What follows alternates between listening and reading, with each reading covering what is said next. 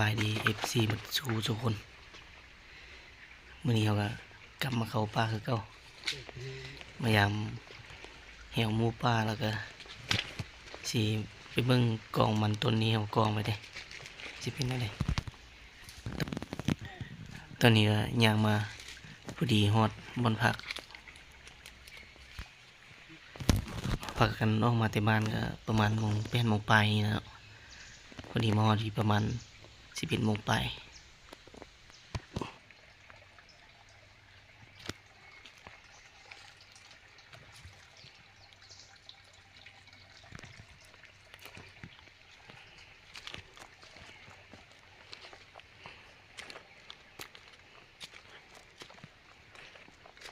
ปกติดีป่ะ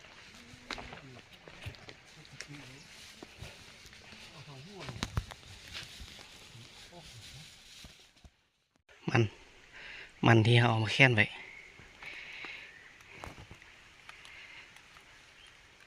เอาไว้ในหกมื้อเนาะยังหมดอาทิตย์อยู่มีตัวมากินโอ้สิหมดแล้วมื้อแรงนี้จักสิหันได้ยิงหรือบ่ได้ยิงไหมเพราะว่ายามมึงเหี่ยวหมูก่อนเราค่อยสิกลับมาเฝ้ามันนี่ถ้าเหี่ยวบ่มันสิกลับมาเฝ้ามันนี่ลงมาเฝ้ากองมันต้นคือว่าเด้อพยายามกับดักหมูก่อนบ่ทึกบ่มัน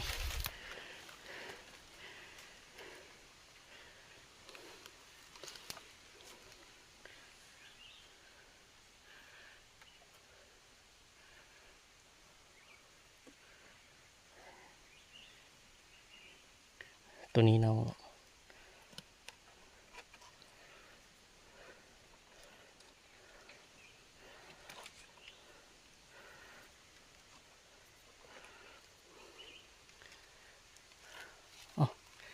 สิแปลงบนนั่งบนไป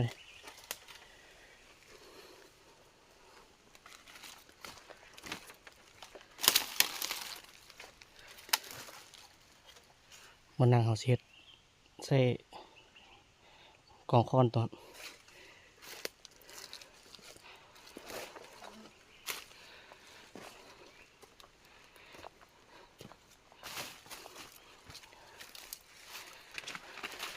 บุกไก่วันนี้เนาะ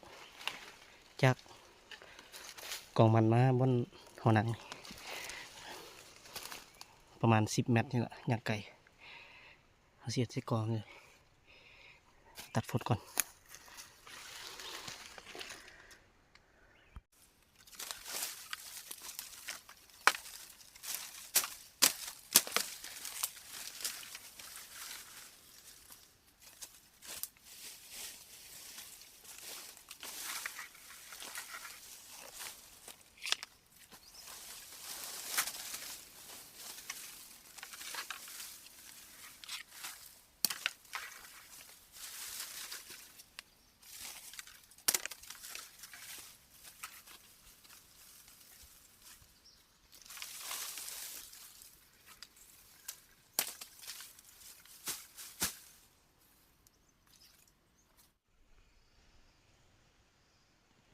เรียบร้อยเนาะสำหรับซุ่มเขามีแต่สิเข้าไปนั่งเลยก็เรียบร้อยแล้ว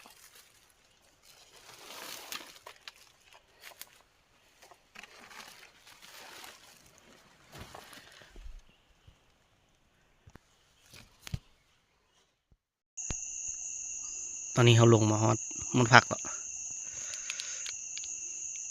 บ่ได้ยักย่างเขาก็ได้มาตัวหนึ่งยิงบุทึก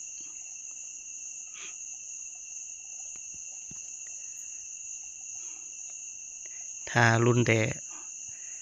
พอละพอนี่ยินเสียง4-5 บาทนี่แหละเรายิงเมืองเราสิม่านบ่กระหาบ่ม่านนี่คือว่า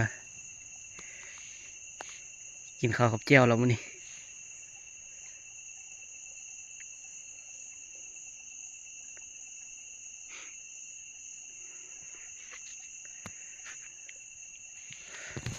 มีแต่รอลุ้นเบิ่งพอเด้อเราสิได้วะปืนสับแตกโอ้ยกันได้ฮอน5 ตัว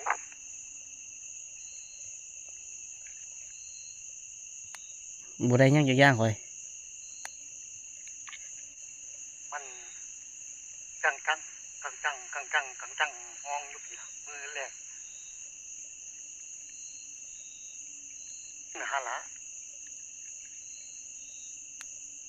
อ๋อมืออื่นไปรัดว่าซั่น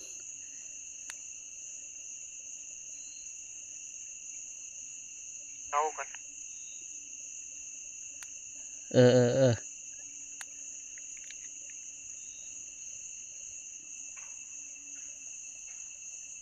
พอเราได้หอกมุน3 ตัวเอาว่าปืนสับบ่แตกว่าซั่น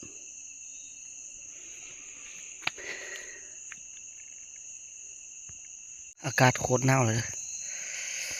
มื้อแรงสินอนได้หรือบ่ช่วงมื้อแรงนี่ก็คือสินอนได้อยู่เนาะ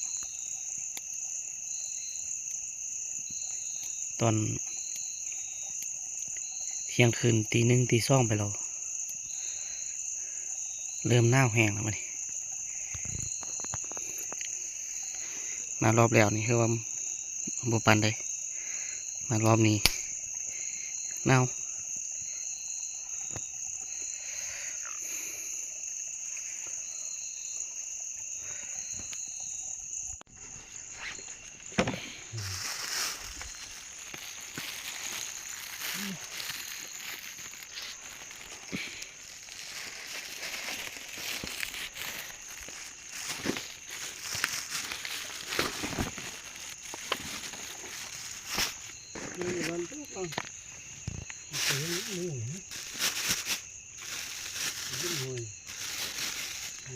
ยันบ่มาทางนี้ยังไปแค่กินอย่างนี้ยังไปถึงตัวนี่คนกวนล่า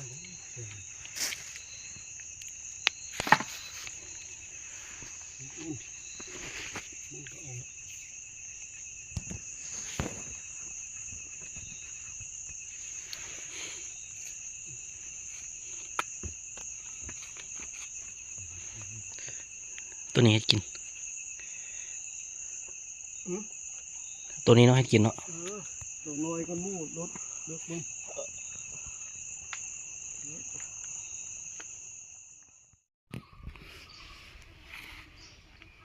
ตอนเช้าพอเราได้ไก่ป่าอีกตัวหนึ่งกับฮอร์โมนตัวหนึ่งอันนี้เราได้มื้อแรงวานนี่เห็ดกินตัวหนึ่งหรือ2มื้อแรงวานได้3 ตัวอันนี้มื้อเช้านี่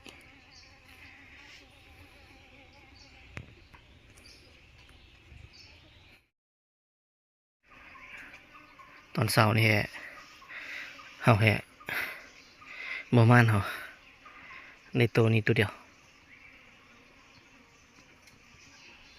อยู่บ้านเราก็เจ้าเอิ้นทหารอากาศ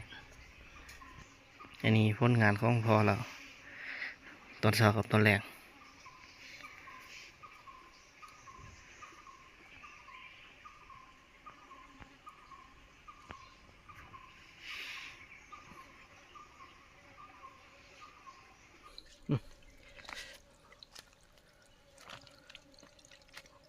หอกกับไก่ลูกเรียบร้อยแล้วแต่สิครัวแล้วไว้ยางมัน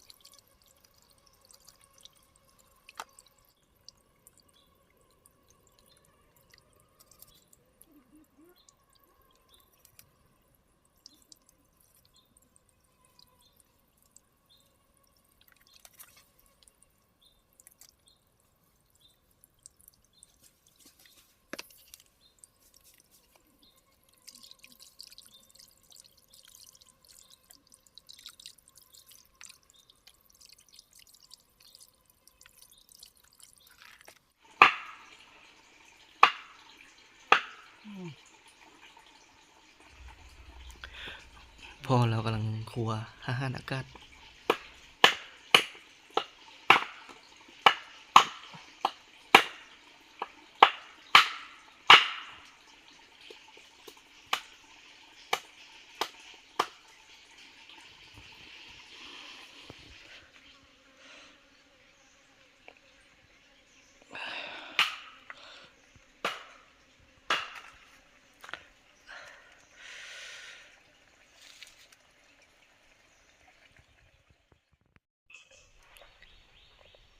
ใส่กับใส่อยู่บนที่เอามันมาอ้อยเนาะเราขานมาเฝ้าเขาอีเด็ดไปหักไหมเอากระเตียบยายไว้บนเดียวใน10 ลังเลยกลางบนเดียวเลยเอามันต้นมาอ้อยเนาะ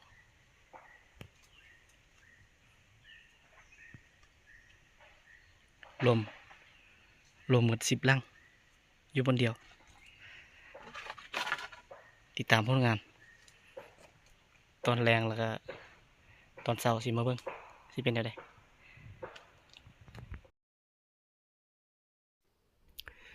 ตอนแรงเอายิงอาหารอากาศสุดสีเทากำลังนำหอยเลือดอยู่ซอกนำหอยเลือดกะบ่เห็นเลยนำไปนำมาแล้วบ่เห็นหอยเลือดมานี่ครับมาเพาะนู่ไว้ยิงนู่ไว้แน่เราเลยเนาะมันอยู่มอเกินทึกตำวัด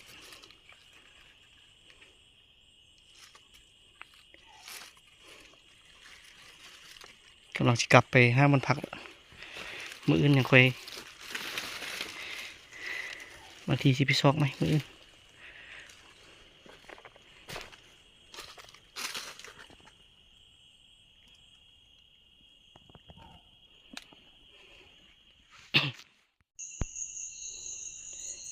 มาหอทับพอดีพอเราจัดเงี้ยอมตัวหนึงแล้ว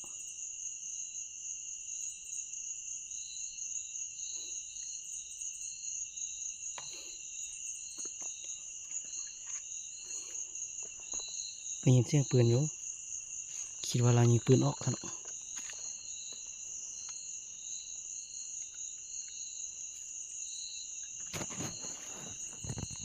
เอามาละ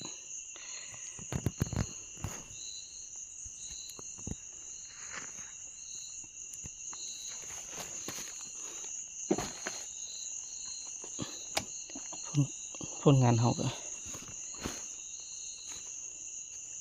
ในซ่องหอกกับหน่วยครับ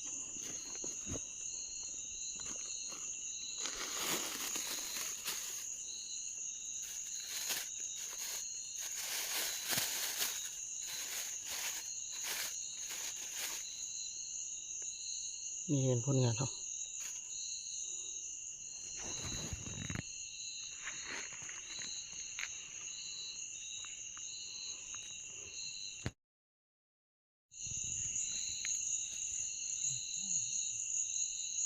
เอาเบอร์สามหนึ่งนะ มันไล่กันบ่ เอาเบอร์สามหนึ่งเอา บ่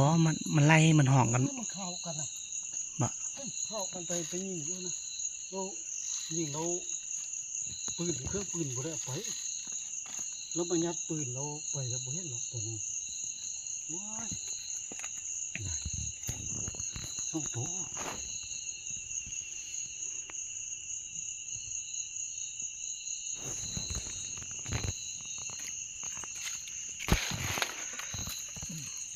มือเอามือเอาไว้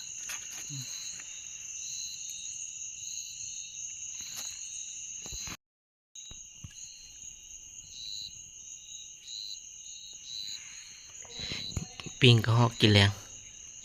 กินข้าวเราสิขึ้นไปเบิ่งกระแทบสิเป็นยังไง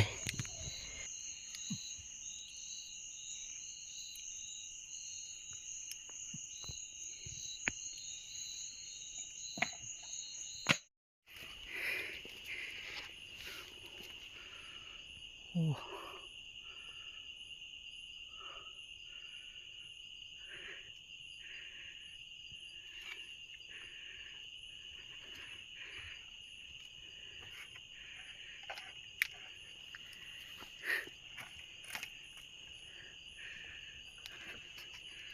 มึงพ้นงาน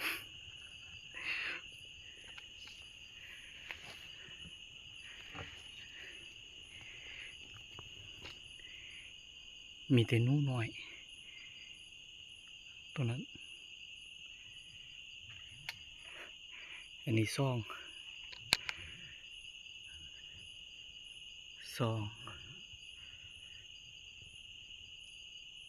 สี่ห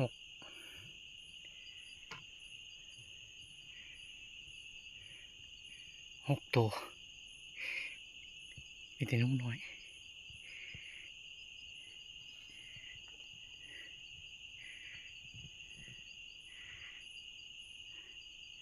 เดี๋ยวเอาเดี๋ยวสิกลางไว้ก็คิดว่าเป็นหนูไหวมีตัวหนูน้อยเนาะ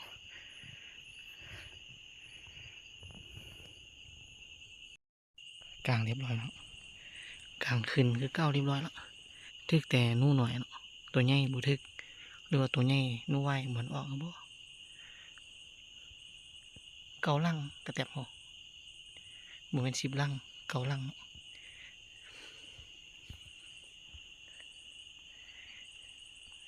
ได้อีกตัวเมื่อกี้นี่คือว่าในเพิ่มอีกตัวหนึ่ง3 4 5 6 7ตัวหาแต่ซ่องลังสิได้เป็นนู่ไหวเลยเนาะอันนี้โมโหจักก็อันนี้โมโหว่าจะเป็นกินหรือบ่กินเอาไปเบิ่งก่อนหาแต่ซ่องลัง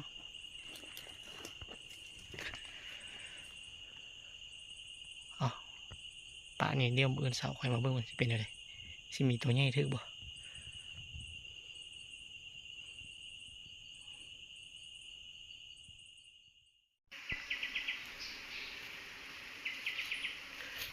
ตอนเช้านี่คือว่าบ่ได้ออกไปใส่เด้อสิพากันกินข้าวแล้วก็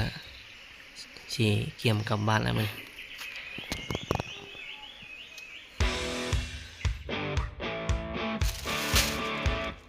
กินข้าวก็คือว่าเรียบร้อยแล้วเนาะคลิปนี้ก็จบเพียงเท่านี้แล้วเอาไว้เจอกันคลิปใหม่ขอบใจหลายๆสำหรับการติดตามรับชม